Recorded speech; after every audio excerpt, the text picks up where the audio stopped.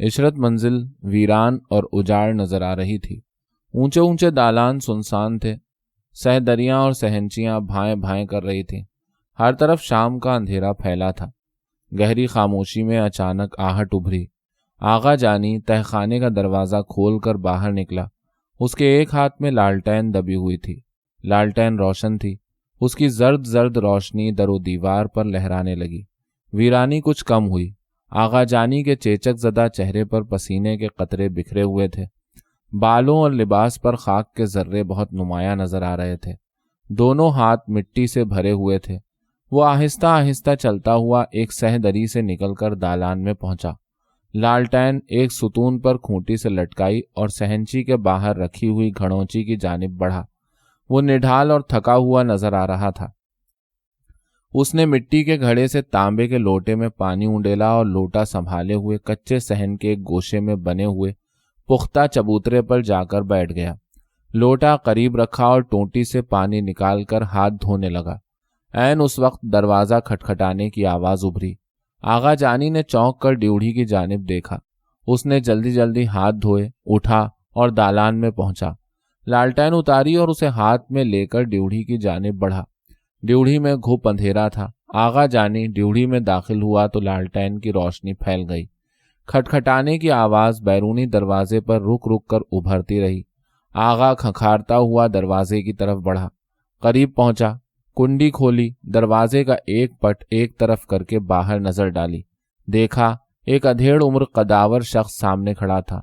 आगा जानी ने लालटेन उठाकर अजनबी के चेहरे को गौर से देखा, मगर वो उसे पहचान न सका। आगा ने मुस्कुराकर शाइस्तगी से कहा, माफ़ कीजिए, मैं आपको पहचाना नहीं। मेरा नाम नज़ीर खान है। मैं रानी हैदरगढ़ का ड्राइवर हूँ। आगा जानी ने हैरतज़दा होकर उसे देखा, दरियाफ्त किया, कैसे आना हुआ? उसके लहजे में तजस्सुस था। मुझे कैसर मिर्ज़ा साहब से बात करना है। नज़ीर खान ने जवाब दिया, रानी साहिबा उनसे मिलना चाहती हैं। अगर वो मौजूद हों तो भेज दीजिए। रानी साहिबा कार में बैठी उनका इंतज़ार कर रही हैं।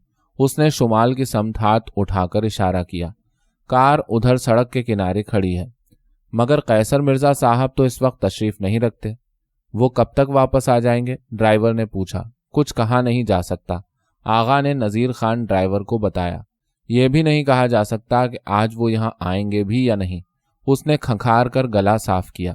मुझे आगा जानी कहते हैं। रानी साहिबा की खिदमत में मेरी तरफ से आदाब अर्ज करना और यह पैगाम देना कि कैसर मिर्ज़ा साहब आएंगे तो उनको मुत्तला कर दिया जाएगा। नज़ीर खान ने मजीद कुछ न कहा, वापस जाने के लिए मुड़ा और आगे बढ़ गया। आगा जानी ने दरवाज़ा भेड़ कर कुंडी लगा दी। सहन में वापस पहुंचा और चबूतरे पर बैठकर मुंह धोने लगा। लेकिन वो मुसलसल रानी हैदरगढ़ के बारे में सोचता रहा। कैसर मिर्ज़ा पहले ही उसे बता चुका था कि पिछली जुमेरात को तलतारा के बजाय रानी हैदरगढ़ आई थीं और उनसे जो बातचीत हुई थी उससे भी आगाह किया था। आगा शशोपंज में पड़ गया। वो ये अंदाज़ा लगाने की कोशिश कर रहा था कि खिलाफ तवक्को रानी हैदरगढ़ इस वक्त यहाँ कैसे आ गई और वो कैसर मिर्ज़ा से क्यों मिलना चाहती थी। उसकी उलझन को सिर्फ कैसर मिर्ज़ा रफा कर सकता था। वो रानी हैदरगढ़ से मिल चुका था और बारादरी की बालाई मंजिल के कमरे में रात भर उनसे बातें भी करता रहा था। आगा जानी ने मुंह हाथ धोया और दालान में पड़े हुए पलंग पर जाकर लेट गया। वो बहुत थका हुआ था और कुछ देर आराम करके थकन दूर करना चाहता था। आगा जानी को कैसर मिर्ज़ा का इंतज़ार था। वो जुमे की सुबह को गया था और अब तक वापस ना आया था। बाप की शदीद अलालत के बायस उन दिनों उसका बेशतर वक्त अपने घर पर ही गुजरता था। जुमेरात के अलावा कभी कभार आ जाता और एहतियात के तौर पर हमेशा रात का अंधेरा फैलने के बाद ही आता था, मगर ज़्यादा देर ठहरता न था। घड़ी दो घड़ी बैठकर चला जाता। अंधेरा और बढ़ गया था। इशरत मंजिल अब कुछ और ज़्यादा सुनसान और उजाड़ मालूम हो रही थी। गहरी खामोशी में सिर्फ झींगरों की तेज़ आवाज़ें रुक रुक कर उभर रही थीं। आगा खामोशी से लेटा कैसर मिर्ज़ा का इंतज़ार करता रहा। उसके कान ड्योढ़ी के बैरूनी दरवाजे पर लगे थे, मगर न कोई आहट उभरी, न आवाज़ सुनाई दी। पहर रात गुजर गई। आगा जानी को भूख महसूस हुई। वो पलंग से नीचे उतरा, लालटेन उतारकर एक बार फिर हाथ में लटकाई, बावर्ची खाने में गया, दिन का बचा हुआ खाना निकाला और उसे संभाले हुए सैदरी में पहुंचा। سہدری میں تخت بچھا تھا۔ آغا جانی تخت پر بیٹھ کر کھانا کھانے لگا۔ کھانا وہ خود ہی تیار کرتا تھا اور دونوں وقت کا دوپہر ہی کو پکا لیتا تھا۔ البتہ روٹی اکثر رات کو نانبائی سے خرید کر لاتا تھا۔ ایسا عام طور پر اس وقت ہوتا جب قیصر مرزا موجود ہوتا۔ وہ رئیس زادہ تھا، اسے دوپہر کی باسی اور ٹھنڈی روٹی نہیں کھائی جاتی تھی، حلق میں پھنستی تھی۔ کھانے سے فارغ ہونے کے بعد وہ دیر تک قیصر مرزا کا انتظار کرتا رہا، مگر جب گلی کوچے سنسان ہو گئے اور شہر کے ہنگامے سرد پڑ گئے تو آغا جانی اٹھا، غسل کیا، صاف ستھرا لباس پہنا، دوسری لالٹین روشن کی اور تہخانے کی جانب چلا، جہاں حصار کے اندر بیٹھ کر اسے مایا کو جگانے کے لیے چلہ کھینچنا تھا۔ آغا جانی تمام رات تہخانے کے اندر رہا اور وظیفہ پڑھتا رہا۔ فجر کے وقت دروازہ کھول کر باہر نکلا اور بستر پر جا کر لیٹ گیا۔ وہ دوپہر تک سوتا رہا۔ آنکھ کھلی تو اٹھ کر کھانا پکایا، کھایا اور دفینے کی تلاش کے لیے کھدائی کرنے پھر تہخانے میں چلا گیا۔ شام کو تہخانے سے باہر آیا تو بے چینی سے قیصر مرزا کا انتظار کرنے لگا، مگر وہ نہ آیا۔ دوسرے روز بھی نہ آیا، تیسرا روز بھی انتظار میں گزر گیا۔ رانی حیدر گڑھ کا ڈرائیور بھی دوبارہ نہ آیا۔ جمعرات کو دن ڈھلے بوندا باندی شروع ہو گئی۔ شام کے کوئی 7 بجے کا عمل ہوگا۔ بارش رک گئی تھی، مگر آسمان ابر آلود تھا۔ ہوا تیز اور بھیگی بھیگی تھی۔ ڈیوڑھی کے بیرونی دروازے پر دستک سنائی دی۔ آغا جانی تھوڑی ہی دیر پہلے تہخانے سے باہر آیا تھا، تھکا ہوا بھی تھا۔ اس نے مڑ کر دیکھا اور اٹھ کر ڈیوڑھی میں پہنچا۔ دروازہ کھول کر دیکھا تو قیصر مرزا کو سامنے پایا۔ آغا نے شکوہ کیا، اماں تم اب تک کہاں رہے؟ قیصر مرزا نے جواب نہ دیا، خاموشی سے اندر آ گیا۔ آغا نے دروازہ بند کیا، کنڈی لگائی، دونوں ڈیوڑھی سے نکل دالان میں پہنچے۔ قیصر مرزا بھی تھکا ہوا نظر آ رہا تھا۔ آغا جانی نے محبت سے ہاتھ پکڑ کر اسے اپنے برابر پلنگ پر بٹھایا، بے چین ہو کر دریافت کیا، خیریت تو ہے؟ تمہارے ابا جان کی طبیعت اب کیسی ہے؟ اس کے لہجے سے تشویش آشکارا تھی۔ پچھلے دنوں تو بہت خراب ہو گئی تھی، مگر اب خاصی سنبھل گئی ہے، بستر سے اٹھ کر 2-4 قدم چل بھی لیتے ہیں، قیصر مرزا نے بتایا۔ مگر ذرا ان کی نظروں سے اوجھل ہوا، فوراً یاد کرتے ہیں، میرا پلنگ بھی اپنے ہی کمرے میں ڈلوا لیا ہے، رات کو انہی کے کمرے میں سوتا ہوں، کہیں آنے جانے نہیں دیتے۔ آج شام کو حکیم صاحب نہیں آئے تھے، ان سے ملنے اور حال بتانے کا بہانہ بنا کر ادھر آیا ہوں، اور یہاں میں تمہارا بڑی بے چینی سے انتظار کر رہا تھا۔ آغا جانی نے اسے مطلع کیا، اتوار کی شام کو رانی حیدر کا ڈرائیور آیا تھا، رانی صاحبہ تم سے ملنا چاہتی تھی۔ وہ کیوں ملنا چاہتی تھی؟ قیصر مرزا نے حیرت زدہ ہو کر پوچھا۔ خود تو یہاں نہیں آئیں، کار میں بیٹھی رہیں، ڈرائیور نے بھی کچھ نہیں بتایا کہ وہ کیوں تم سے ملنا چاہتی تھی۔ آغا جانی نے اس کے استفسار پر بتایا، اب یہ تو تم ہی بتا سکتے ہو کہ وہ کیوں آئی تھی۔ طلعت آرا سے آج ملاقات ہوگی تو اس سے معلوم ہو سکے گا کہ وہ کیوں آئی تھی۔ ویسے اس رات انہوں نے ایسا کوئی اندیا نہیں دیا تھا۔ قیصر مرزا ہنوز حیرت زدہ تھا۔ تم اس سلسلے میں طلعت آرا سے معلوم کرنا، اسے پتا ہوگا کہ وہ تم سے کیوں ملنا چاہتی تھی۔ یہ بات میں اس سے ضرور پوچھوں گا، قیصر مرزا نے کہا۔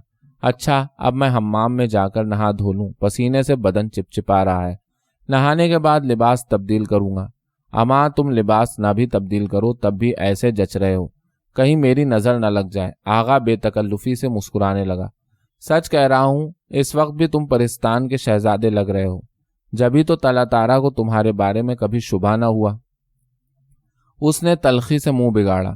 یہ رانی حیدر گڑھ کباب میں ہڈی بن کر کہاں سے آ دھمکی، سارا بنا بنایا کھیل بگاڑ دیا۔ ہاں یار، انہوں نے سارا معاملہ تلپٹ کر دیا۔ دیکھو اب آئندہ طلعت آرا سے دوبارہ ملاقات ہوتی بھی ہے کہ نہیں۔ آج تو سمجھو آخری ملاقات ہے۔ قیصر مرزا کے چہرے پر ہلکی ہلکی افسردگی پھیل گئی۔ بڑی مشکل سے تو رانی صاحبہ نے آج کی ملاقات کی اجازت دی ہے۔ مجھے تو پہلے ہی خطرہ تھا کہ ایک نہ ایک روز یہ ہوگا، آغا جانی نے شکوہ کیا۔ میری بات مان لیتے، طلعت آرا کو بھگا لے جانے پر آمادہ ہو جاتے تو آج یہ آخری ملاقات نہ ہوتی۔ مگر یہ تو سوچو، میں اسے اغوا کر کے کیسے لے جاتا، کہاں لے جاتا، کس کے پاس رکھتا، کیسے رکھتا۔ قیصر مرزا نے اپنی مجبوری بیان کی۔ ڈر لگتا تھا کہیں معاملہ پولیس تک نہ پہنچ جائے، پکڑ دھکڑ ہوتی، مقدمہ چلتا، کتنی بدنامی ہوتی۔ اما تم بالکل ابھی اناڑی ہو، تم کو یہ خبر نہیں کہ بدنامی کا ڈر تو تم سے زیادہ طلعت آرا کی ماں کو ہوتا۔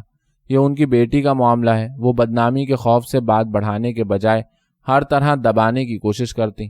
آغا جانی اپنی بات پر اڑا رہا۔ ادھر تم چپکے سے طلعتارا کے ساتھ نکاح پڑھوا لیتے یا لمبی مدت کے بعد متا کر لیتے، اس کا انتظام بھی میں کر لیتا۔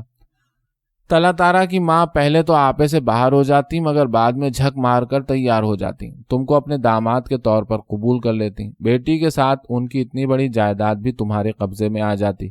رہ گئی طلعتارا تو وہ اتنی سیدھی ہے کہ اس پر حقیقت کھل بھی جاتی تو فعل مچانے یا ہنگامہ کرنے کے بجائے حقیقت کو حقیقت کے طور پر مان لیتی۔ ویسے بھی وہ تم سے اب محبت کرنے لگی ہے۔ غلط کہہ رہا ہوں میں؟ یہ تو تم ٹھیک کہہ رہے ہو، محبت تو وہ مجھ سے کرتی ہے۔ قیصر مرزا نے آغا جانی سے اتفاق کیا۔ یار اب کچھ نہیں ہو سکتا؟ بہت مشکل ہے۔ آغا جانی نے اپنی مجبوری بیان کی۔ رات بھر میں کیا کر سکتا ہوں؟ ایسے کاموں کے لیے تو پہلے سے تیاری کی جاتی ہے۔ یار آغا جانی کچھ کرو، یہ سمجھ لو آج کے بعد پھر طلعتارا سے ملنا نصیب نہ ہوگا۔ قیصر مرزا کے لہجے میں التجا تھی۔ آغا جانی خاموش رہا، گردن جھکا کر گہری سوچ میں گم ہو گیا۔ مگر قیصر مرزا زیادہ دیر خاموش نہ رہا۔ اس نے بے چین ہو کر کہا، اماں تم نہ جانے کہاں کھو گئے، میری بات کا جواب دو۔ یہ بتاؤ ابھی کچھ ہو سکتا ہے کہ نہیں؟ یہ آخری موقع ہے، پھر کچھ نہ ہوگا۔ فی الحال تو ایک ہی صورت ممکن ہے، آغا جانی نے تجویز پیش کی۔ لے دے کے ایک مومانی کا گھر ہے، وہیں طلعتارا کو ٹھہرایا جا سکتا ہے۔ حالانکہ وہ میری سگی مومانی نہیں ہے، لیکن بیچاری بڑا خیال کرتی ہیں۔ وہ جو میں طلعتارا کے لیے ان سے سرخ جوڑا لایا تھا، اس کے بارے میں پوچھا تو میں نے بات بنا دی اور انہوں نے یقین بھی کر لیا۔ دوبارہ پھر تقاضا نہیں کیا۔ مگر طلعتارا وہاں کب تک ٹھہر سکتی ہے؟ بعد میں کوئی مناسب مکان رہائش کے لیے کرائے پر لے لیں گے۔ آغا نے تفصیل سے اپنا منصوبہ بتایا۔ طلعتارا آج بھی کوئی نہ کوئی زیور تو پہن کر آئے گی، اسے بیچ کر کچھ دن کام چلا لیں گے۔ اور اگر وہ کوئی زیور پہن کر نہ آئی تو کیا ہوگا؟ قیصر مرزا نے اپنی مجبوری کا اظہار کیا۔ اماں جان تو اب ایک پیسہ بھی نہیں دیں گی، صاف صاف کہہ چکی ہیں۔ اماں تم فکر کیوں کرتے ہو؟ طلعتارا کے جو زیور رہن ہیں ان کو چھڑا کر بیچ دیں گے، ان سے اتنی رقم مل جائے گی کہ کئی مہینے ٹھاٹھ سے گزر بسر ہو سکتی ہے۔ لیکن زیور چھڑانے کے لیے روپیہ کہاں سے آئے گا؟ اس کا بندوبست تم کرو گے، اور اگر اس کا بندوبست نہیں کر سکتے تو پھر طلعتارا کا خیال دل سے نکال دو۔ یہ سمجھ لو کہ آج کے بعد پھر اس سے نہ مل سکو گے۔ آغا جانی نے دو ٹوک جواب دیا۔ اماں جان ہی کی منت سماجت کروں، اگر وہ کچھ دینے پر رضامند نہ ہوئی تو پھر ایک ہی صورت ہے کہ ان کا کوئی قیمتی زیور پار کر دوں اور اسے فروخت کر دیا جائے، تاکہ اس رقم سے طلعتارا کے جو زیورات رہن ہیں انہیں چھڑایا جا سکے۔ قیصر مرزا نے آغا جانی کے بدلے ہوئے تیور دیکھے تو گھبرا گیا۔ فوراً اس کی بات مان لی، ساتھ ہی اپنے خدشات کا بھی اظہار کیا۔ امید تو ہے کہ یہ کام ہو جائے گا، لیکن آگے کیا ہوگا؟ طلعتارا کو اغوا کرنے کے الزام میں دھر لیے جاؤ گے، پولیس کی حراست میں رہو گے، مقدمہ چلے گا، جیل کی ہوا کھانا پڑے گی۔ آغا جانی بے تکلفی سے ہنسنے لگا۔ چلے ہیں عشق کرنے اور دل ابھی سے دھکڑ پکڑ کر رہا ہے۔ اماں یہ عشق وشق تمہارے ایسے نامرد کے بس کی بات نہیں۔ عشق کرنے والے تو ایسے دھاکڑ ہوتے ہیں کہ یہ نہیں سوچتے کہ آگے کیا ہوگا۔ اماں تم بھی عجیب شے ہو، کبھی کچھ کہتے ہو کبھی کچھ۔ قیصر مرزا جھنجلا کر بولا، اگر تم کوئی مدد نہیں کر سکتے تو میرا مذاق کیوں اڑا رہے ہو؟ میں نے تمہاری مدد کرنے سے کب انکار کیا؟ تم پر اگر کوئی آنچ آئی تو پیچھے نہیں ہٹوں گا، جان لڑا دوں گا، مگر تم مرد بنو تو۔ بات بات پر اگر مگر کر رہے ہو۔ آغا جانی نے سنجیدگی سے کہا، میں یہ نہیں کہتا کہ اس کام میں خطرہ نہیں ہے، خطرہ تو بہرحال ہے، اور اس کے لیے پہلے سے تیار بھی رہنا چاہیے۔ اب یہی دیکھو، روزانہ تہخانے میں جاتا ہوں تو جان خطرے میں ڈال کر جاتا ہوں، مگر یہ جانتا ہوں کہ جتنا بڑا خطرہ ہے اتنا ہی بڑا فائدہ بھی ہے۔ دفینہ نکل آیا تو سارے دلدر ایک ہی روز میں دور ہو جائیں گے۔ یہ تو ٹھیک ہے، لیکن کوئی بات سمجھ میں نہ آئے اور اس کے بارے میں پوچھ لیا جائے تو اس میں حرج ہی کیا ہے؟ قیصر مرزا نرم پڑ گیا۔ اب یہی دیکھو، میری سمجھ میں یہ نہیں آتا کہ طلعتارا کو کس طرح بارہ دری سے ادھر عشرت منزل میں لایا جائے۔ یہ بات تم نے کام کی پوچھی، میں نے اس کے بارے میں پہلے ہی سوچ لیا تھا۔ آغا جانی نے اسے اپنا منصوبہ بتایا۔ جب تم طلعتارا کے پاس ہوگے تو معمول کے مطابق میں وہاں آؤں گا، تم کو کمرے سے باہر بلاؤں گا، تم نہایت پریشانی کے عالم میں طلعتارا کے پاس جانا، اس سے کہنا کہ میرے غلام نے ابھی آ کر یہ وحشتناک اطلاع دی ہے کہ شاہ جن پرستان سے یہاں آ رہے ہیں، نہایت جلال میں ہیں، تم کو بھی میرے ساتھ پرستان لے جائیں گے اور بلی یا بندریا بنا کر قید میں ڈال دیں گے۔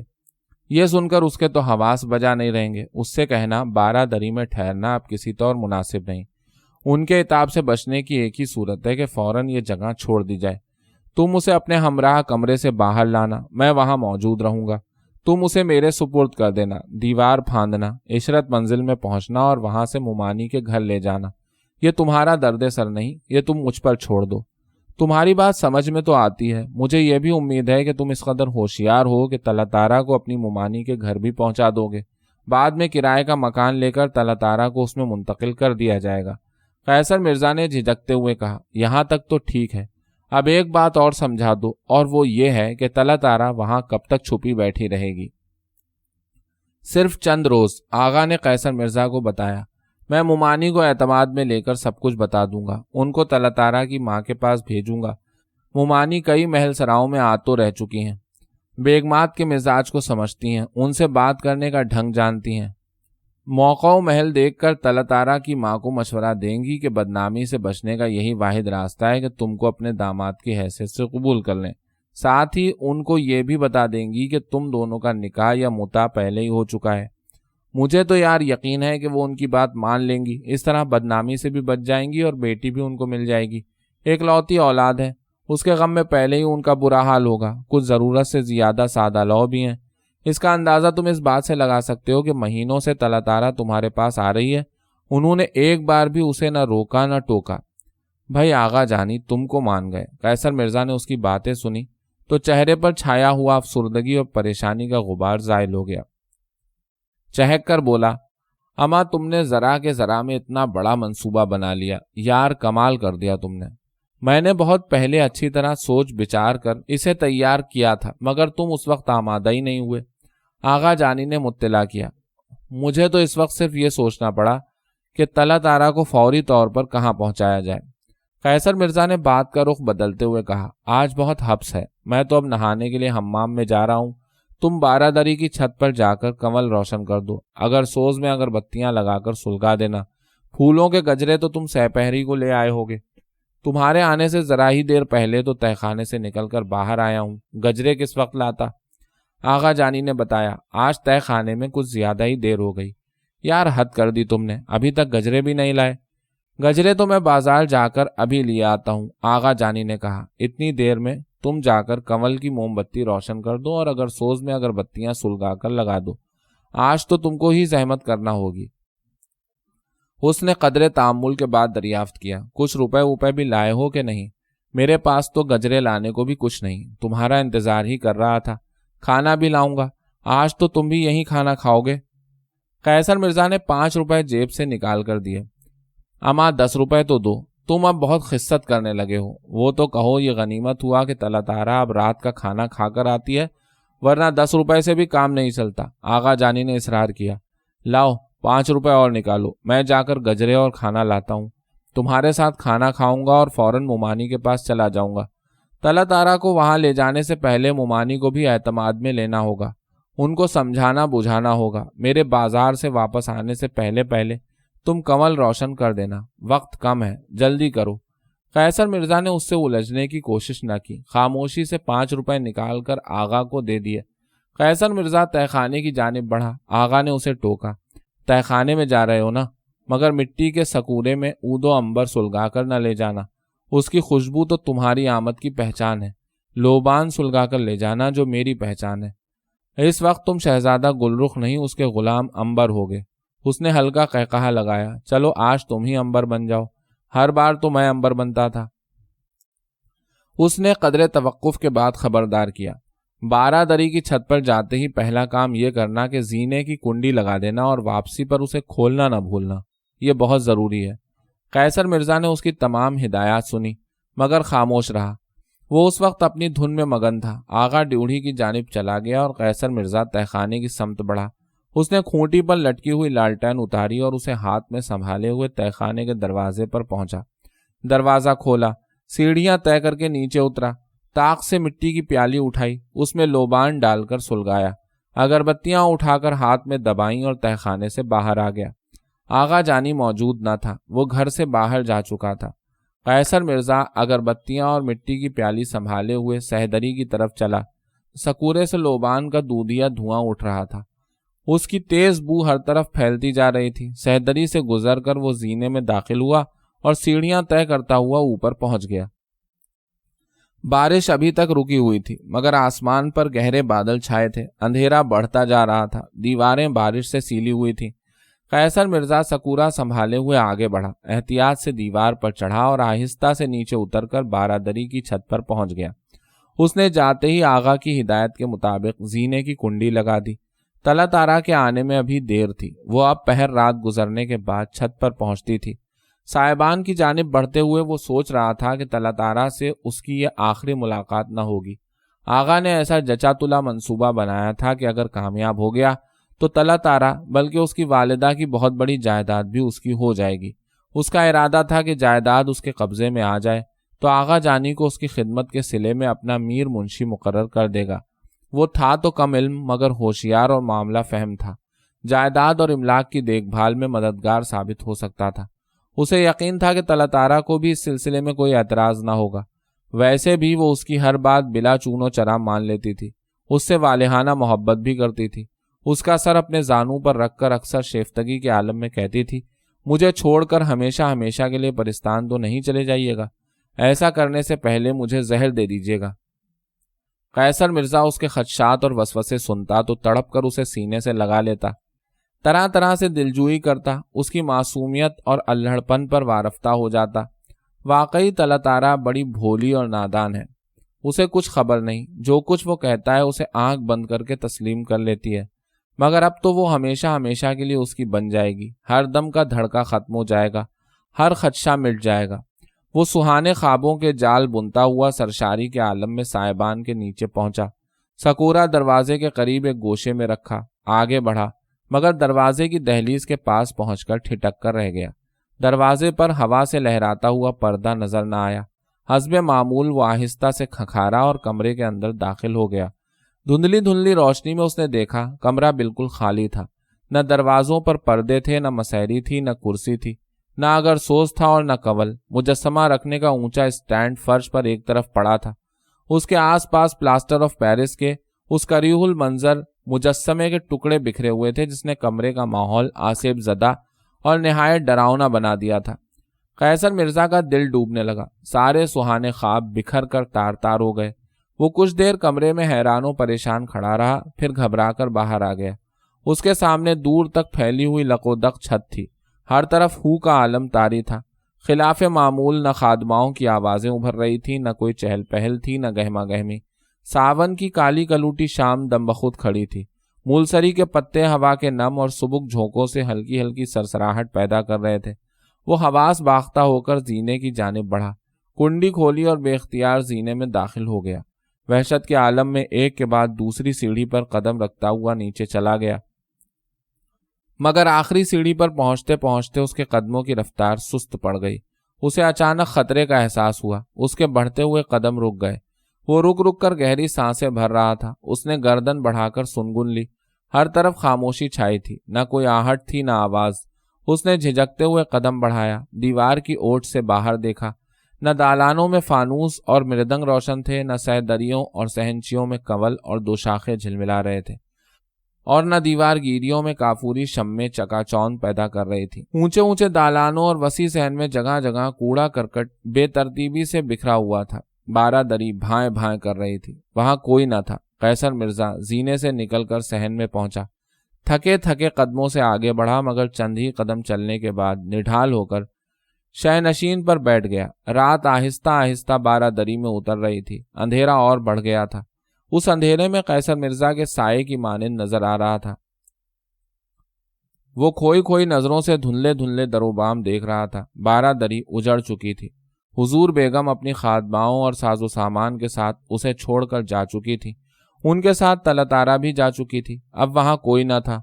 न जिंदगी की गहमा गहमी थी, न चहल पहल। हर सू वीरानी बरस रही थी।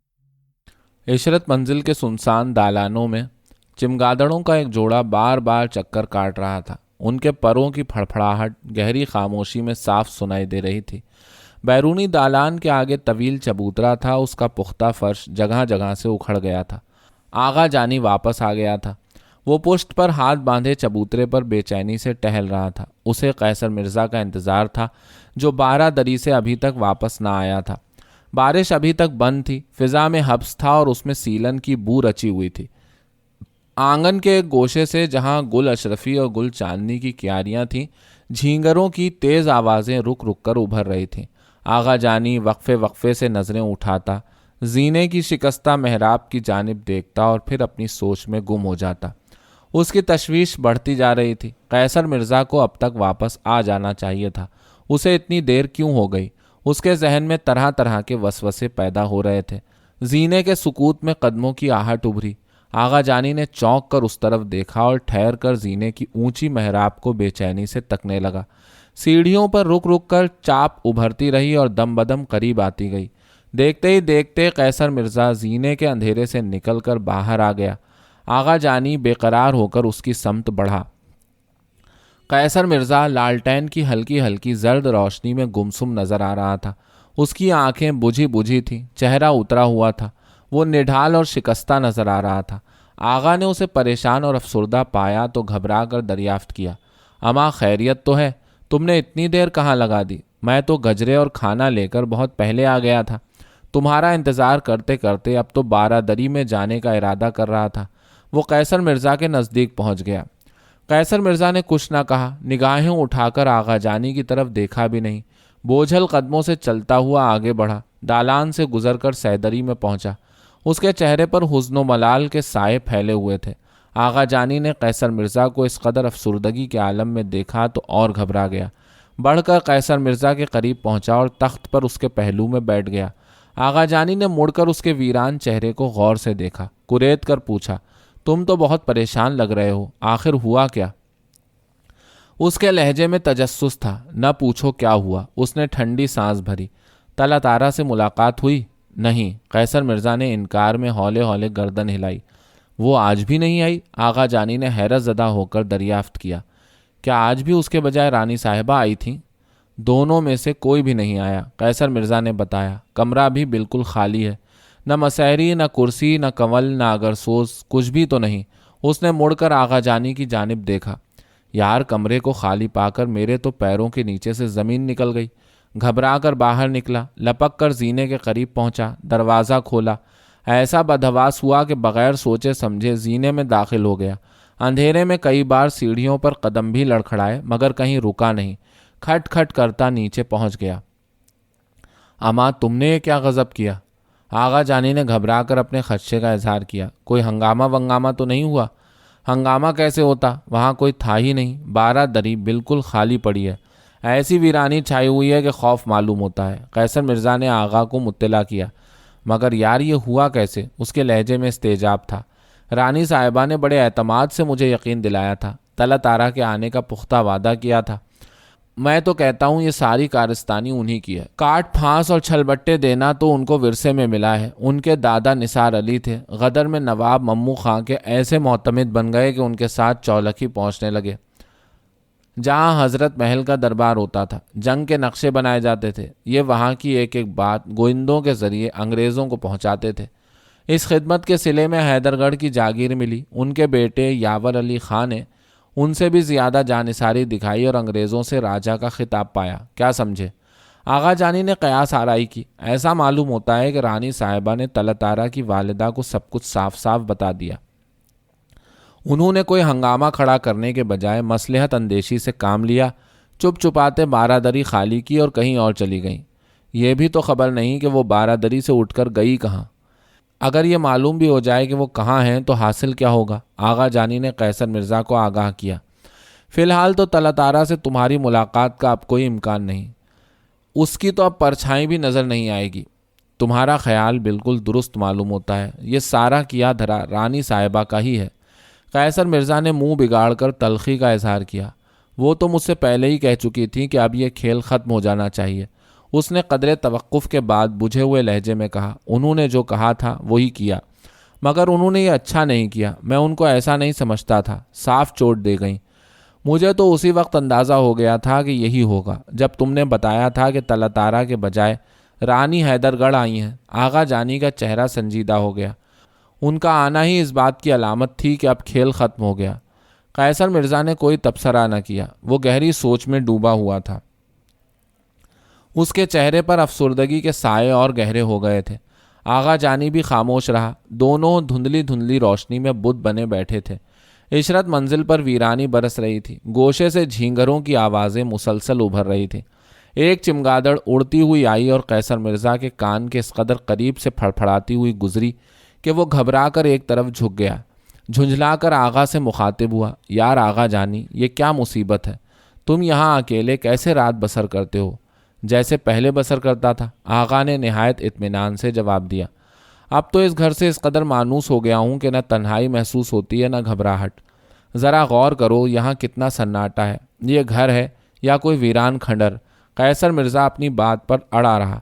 مجھے تو یہاں اس قدر وحشت معلوم ہو رہی ہے کہ تم سے کیا بتاؤں۔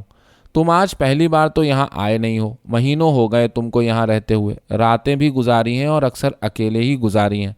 آغا جانی نے اسے یاد دلایا۔ مگر آج تم کو کچھ زیادہ ہی وحشت معلوم ہو رہی ہے اور اس کا سبب تم بھی جانتے ہو۔ بہرحال ایک روز تو یہ ہونا ہی تھا۔ اس کا انداز ناصحانہ ہو گیا۔ اب تو تم کو میرا مخلصانہ مشورہ یہ ہے کہ طلعت آرا کا خیال دل سے نکال دو اور اسے بھول جانے کی کوشش کرو۔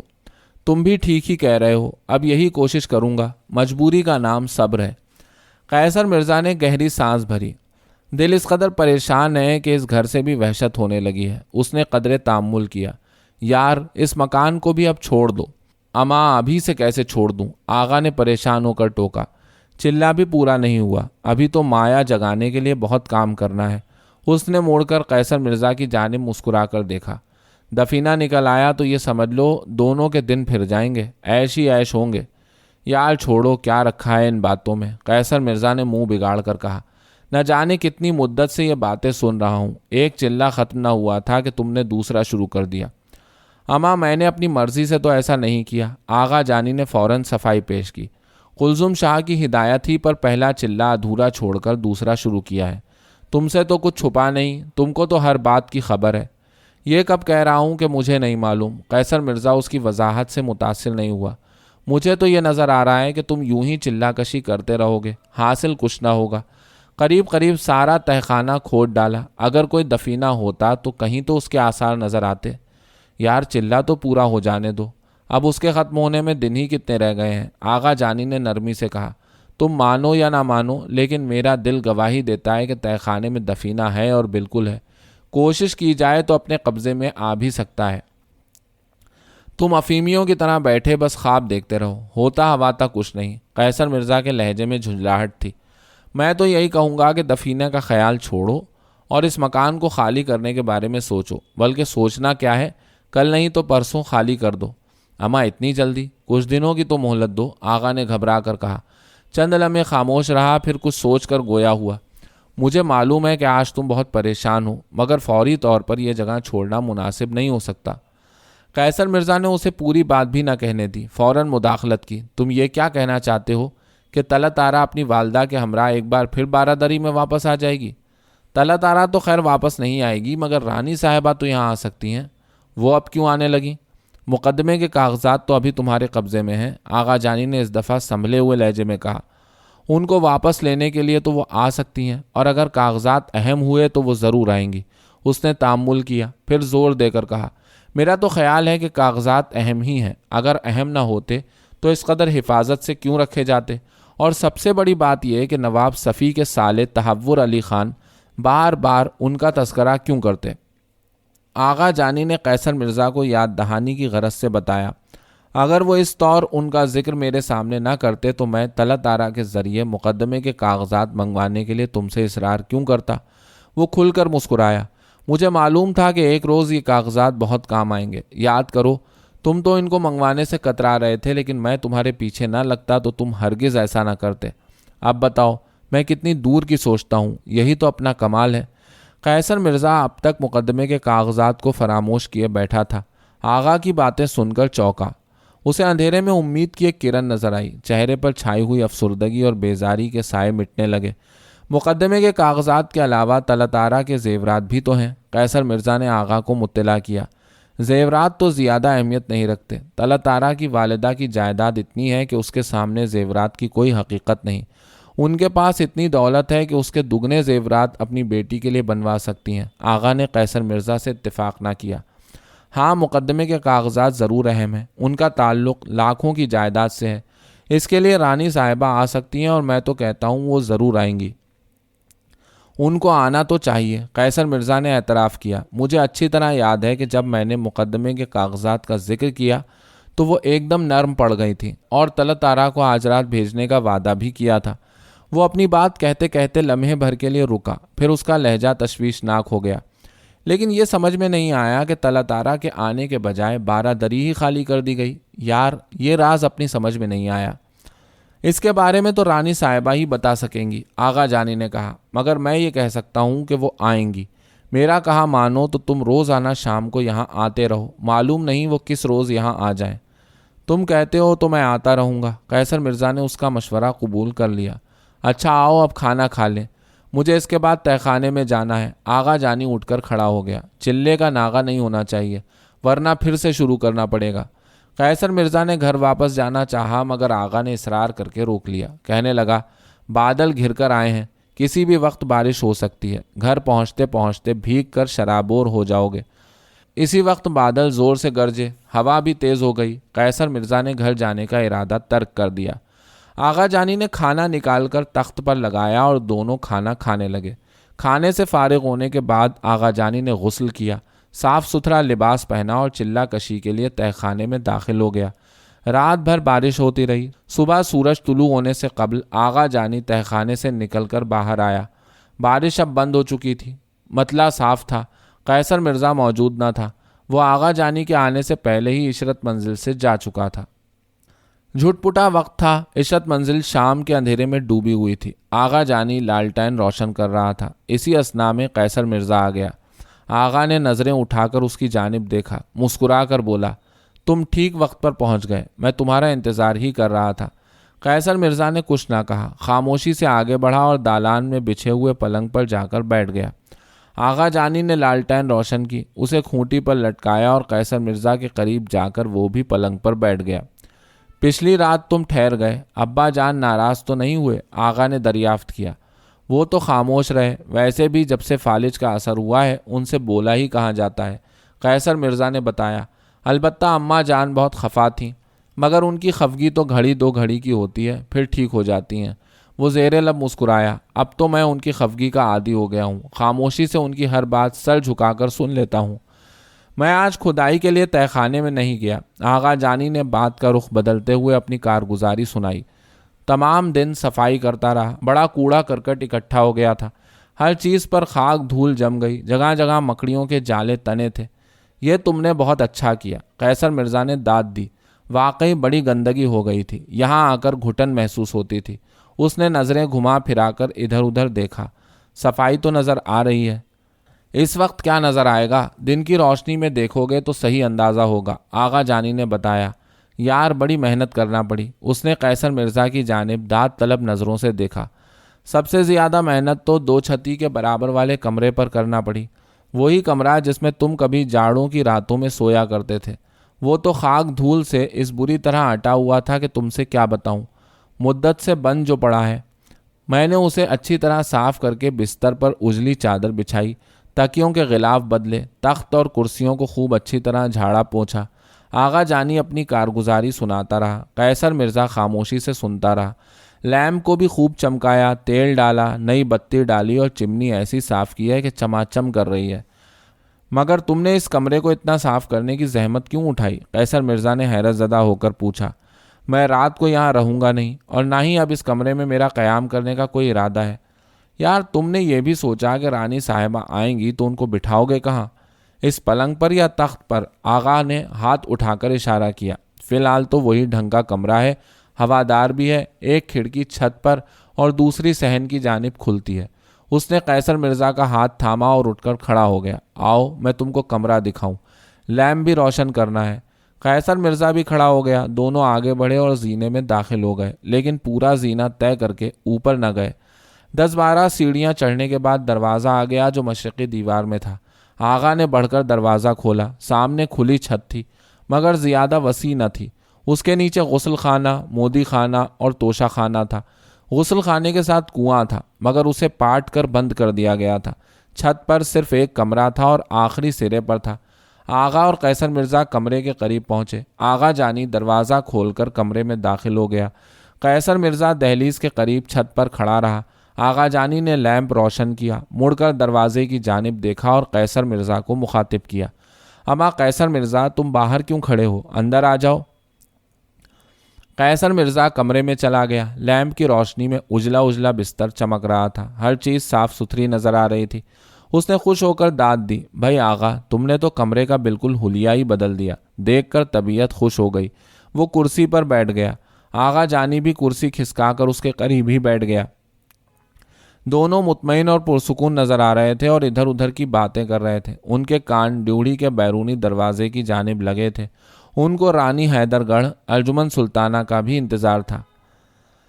کمرے کی دونوں کھڑکیاں کھلی تھیں، ہوا کے ہلکے ہلکے جھونکے اندر آ رہے تھے۔ اندھیرا بڑھتا گیا، عشرت منزل زیادہ ویران اور اجاڑ نظر آنے لگی۔ قیصر مرزا اور آغا جانی ہر آہٹ پر چونک کر اس کھڑکی سے باہر دیکھتے جو صحن میں کھلتی تھی، مگر بیرونی دروازے پر کوئی دستک ابھری نہ کسی کی آواز سنائی دی۔ پہر رات گزر گئی، دونوں بے چینی سے انتظار کرتے رہے، لیکن رانی حیدر گڑھ نہ آئیں۔ 10 بجے قیصر مرزا اٹھ کر کھڑا ہو گیا، اکتائے ہوئے لہجے میں بولا، یار آغا جانی، اب رانی صاحبہ کے آنے کا امکان نظر نہیں آتا۔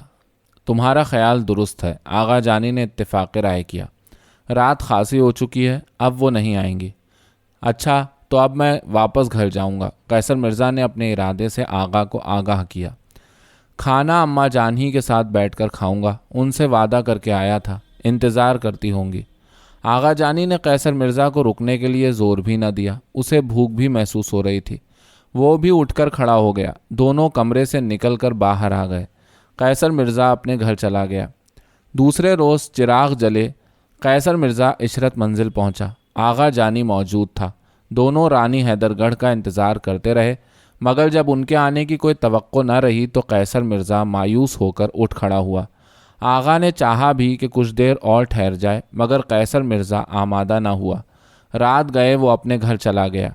تیسرے روز بھی شام ہوتے ہی وہ عشرت منزل پہنچ گیا۔ آغا جانی کے ساتھ بیٹھا بے چینی سے رانی حیدر گڑھ کا انتظار کرتا رہا، لیکن وہ نہ آئیں۔ قیصر مرزا نا امید نہ ہوا، اسے امید تھی کہ رانی حیدر گڑھ ضرور آئیں گی۔ آغا جانی بھی اسے برابر دلاسا دیتا رہا، ہر طرح حوصلہ افزائی کرتا رہا۔ قیصر مرزا جھٹپٹا ہوتے ہی پابندی سے عشرت منزل پہنچ جاتا۔ ہفتہ بھر رانی حیدر گڑھ کے انتظار میں گزر گیا، مگر وہ نہ آئیں۔ اس روز قیصر مرزا رات کو 10 بجے کے بعد بھی کمرے میں بیٹھا رہا۔ برسات کی اندھیری رات تھی، آسمان پر کالے کالے بادل چھائے تھے۔ عشرت منزل کچھ زیادہ ہی سنسان نظر آ رہی تھی۔ آغا جانی موجود تھا، وہ بھی رانی حیدر گڑھ کا منتظر تھا، مگر قیصر مرزا بہت بے چین تھا۔ بار بار پہلو بدلتا، اٹھ کر کھڑکی پر بھی گیا اور چوکھٹ کا سہارا لے کر تاریک صحن کو تکتا رہا۔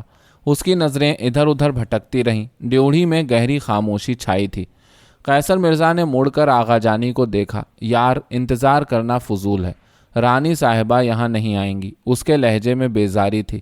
سوچتا ہوں کل یہاں آنے کے بجائے حیدر گڑھ چلا جاؤں، اب مجھ میں مزید انتظار کرنے کی تاب نہیں۔ حیدر گڑھ جا کر کیا کرو گے؟ آغا جانی نے دریافت کیا۔ رانی صاحبہ کو ان کا وعدہ یاد دلاؤں گا۔ تم کو یقین ہے کہ وعدہ یاد دلانے سے کوئی ایسی سبیل پیدا ہو جائے گی کہ طلعت آرا سے تمہاری ملاقات ہو جائے؟ آغا جانی نے نہایت سنجیدگی سے سوال کیا۔ طلعت آرا سے ملنے کی کوئی سبیل پیدا ہو یا نہ ہو، مگر اس روز روز کے انتظار کی مصیبت سے تو نجات مل جائے گی۔ میں سمجھتا ہوں تمہارا وہاں جانا مناسب نہیں، آغا جانی نے نرم لہجے میں کہا۔ کیوں مناسب نہیں؟ قیصر مرزا نے جھنجھلا کر اپنے رد عمل کا اظہار کیا۔ وہ مجھے وہاں قتل تو نہیں کرا دیں گی؟ وہ چاہیں تو ایسا بھی کر سکتی ہیں، آغا جانی نے سنجیدگی سے کہا۔ اس حقیقت سے تو تم انکار نہیں کر سکتے کہ حیدر گڑھ بہرحال ان کی عملداری کا علاقہ ہے، وہاں ان کا حکم چلتا ہے، مگر وہ فی الحال ایسا کریں گی نہیں۔ تم یہ کہنا چاہتے ہو کہ میں حیدر گڑھ نہ جاؤں؟ ہاں، میں یہی چاہتا ہوں۔ آغا جانی بدستور سنجیدہ تھا۔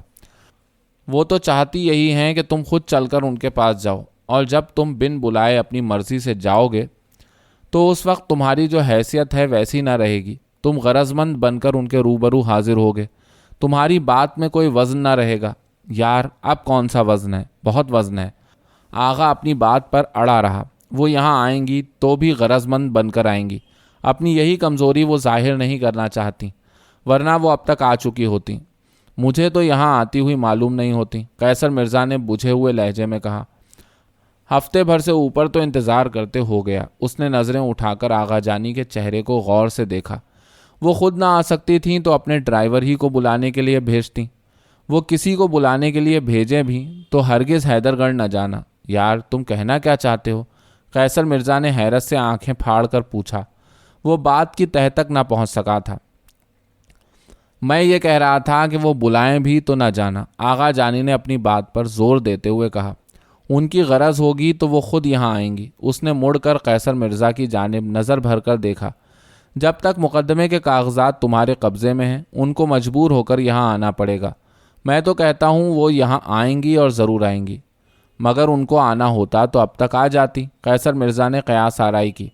یہ بھی تو ہو سکتا ہے کہ مقدمے کے کاغذات کو تم جس قدر اہم سمجھتے ہو وہ اتنے اہم نہ ہوں۔